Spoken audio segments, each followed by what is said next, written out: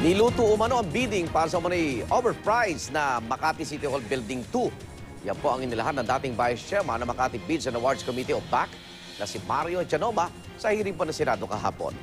Sa bidding pa lang may papel na umano si Vice President Jojo Marbinay na mayor ng Makati noong simula ng proyekto. Bukod sa naturang gusali, marami pa rin umanong kontratang niluto para makuha ng Hillmarks Construction Corporation. Dati namang inamin ng presidente ng Hillmarks na co-officer niya si Makati Mayor Jojo Binay sa isang organisasyon, pero hindi rin sila magkaibigan. Gita man ng Hillmarks, dumaan sa tamang proseso ang pagkapanalo nila sa mga nakuhang kontrata. Ang presyo ng kontrobersyal na gusali, may kukumpara din daw sa iba pang proyekto ng gobyerno. Gita man ng Vice Presidente, bahagi lang umano ng pamumulitika ang mga isyong ibinabato laban sa kanya. Pinatawag ko ako ng city engineer namin. Pinapunta ako sa kanyang opisina at sabi sa akin Mario, gaya ng dati, alam mo na kung sino ang dapat manalo sa project na ito.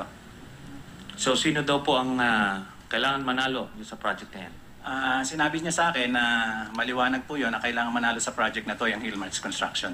Sigurado po ako na yung sinabi ni Engineer Morales na si Mayor ang nagutos. Kasi po si Engineer Morales matagal nang kasama ni Mayor Jojo Binay yan. Trusted niya po yan. Hindi pa ba naman sasabing politically motivated yun?